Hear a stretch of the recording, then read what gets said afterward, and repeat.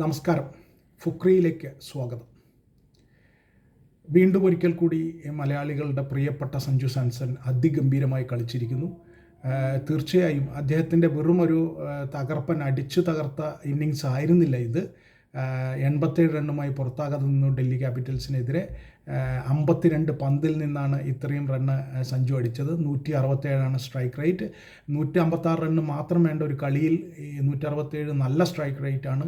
തീർച്ചയായും ഒരു തകർച്ചയിലേക്ക് പോകാതെ ചെന്നൈയെ കൂട്ടിയോജിപ്പിച്ച് വളരെ പാകതയോടെ പതുക്കെ ആദ്യം 100-ലും താഴെ സ്ട്രൈക്ക് റേറ്റിലാണ് അദ്ദേഹം കളിച്ചത്. പിന്നീടാണ് അദ്ദേഹം അടിച്ചു തകർക്കാൻ തുടങ്ങിയത്. വേണ്ട വിധം വേണ്ട പോലെ ക്ഷമയോടെ പാകതയോടെ ഒരു ഇന്നിങ്സ് എങ്ങനെയാണ് കെട്ടിപ്പിടിക്കേണ്ടത് എന്ന് വീണ്ടും കാണിച്ചു തന്നുകൊണ്ട് സഞ്ജു സാംസൺ ചെന്നൈ സൂപ്പർ കിങ്സിനെ ഒരു കളി കൂടി ജയിപ്പിച്ചിരിക്കുന്നു.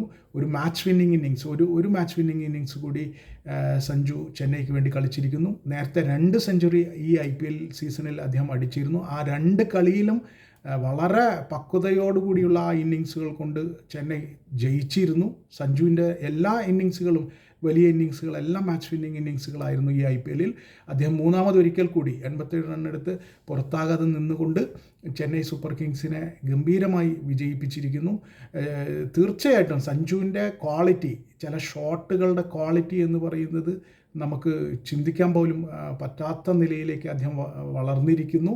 പാകതയുടെ കാര്യത്തിൽ, പക്വതയുടെ കാര്യത്തിൽ ഒരു ഇന്നിങ്സ് 2020-ലാണെങ്കിലും അടിച്ചു തകർക്കപ്പെടുന്ന 2020-ലാണെങ്കിലും വളരെ മനോഹരമായി പാകതയോടെ പക്വതയോടെ ഒരു ഇന്നിങ്സ് എങ്ങനെ കെട്ടിപ്പടുക്കണമെന്ന് ലോകത്തിന് നിരന്തരം കാണിച്ചുകൊണ്ട് എല്ലാ അർത്ഥത്തിലും അദ്ദേഹത്തിൻ്റെ വ്യക്തിത്വത്തിൽ പോലും അത് കാണാം. ആ പാകത നേരത്തെ എല്ലാ പന്തും അടിച്ചു തകർക്കാൻ ശ്രമിച്ചിരുന്ന സഞ്ജുവിൽ നിന്ന് ഇപ്പോൾ ആവശ്യത്തിനനുസരിച്ച്, സാഹചര്യത്തിനനുസരിച്ച് പന്ത് നോക്കി പന്തിൻ്റെ മെറിറ്റിനനുസരിച്ച് കളിക്കുന്ന ഒരു സഞ്ജുവിനെ കാണുന്നത് ഏറ്റവും സന്തോഷകരമാണ്. അദ്ദേഹം കൂടുതൽ ക്വാളിറ്റിയുള്ള ക്രിക്കറ്റിംഗ് ഷോട്ടുകളാണ് കളിച്ചുകൊണ്ടിരിക്കുന്നത്. അത് തീർച്ചയായിട്ടും സഞ്ജുവിനെ സ്നേഹിക്കുന്നവർക്ക് വലിയ മനോഹരമായ കാഴ്ചയാണ്. അദ്ദേഹം നിരന്തരം ചെന്നൈയെ ജയിപ്പിക്കുന്നു. നിരന്തരം ഒറ്റയ്ക്ക് എന്ന് പറയേണ്ടി വരുന്നു. ഒറ്റയ്ക്ക് തോളിലേറ്റി. ഇന്ന് കാർത്തിക് ശർമ്മ അദ്ദേഹത്തിന് വലിയ പിന്തുണ നൽകി. കാർത്തിക് ശർമ്മയുടെ 41 റണ്ണ്, പുറത്താകാതെയുള്ള 41 റണ്ണും നമുക്ക് മറക്കാനാകില്ല.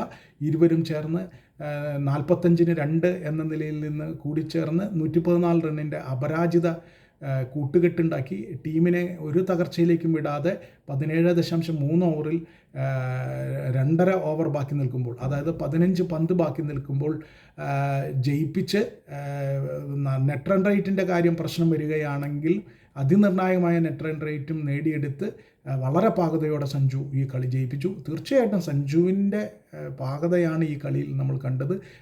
നേരത്തെ 2 സെഞ്ചുറി അടിച്ചപ്പോഴും ആ പാകത നമ്മൾ കണ്ടതാണ്. വെറുതെ അടിച്ച് തകർക്കലല്ല. ഒരു സാഹചര്യത്തിനനുസരിച്ച് ഒരു ഇന്നിങ്സിനെ പതുക്കെ ബിൽഡ് ചെയ്ത് കൊണ്ടുവന്ന് അവസാനം നല്ല ഗംഭീര ഫിനിഷിലേക്ക് കൊണ്ടുപോകുന്ന തരത്തിലുള്ള സഞ്ജുവിൻ്റെ ഇന്നിങ്സുകൾ അതിഗംഭീരമാണ്.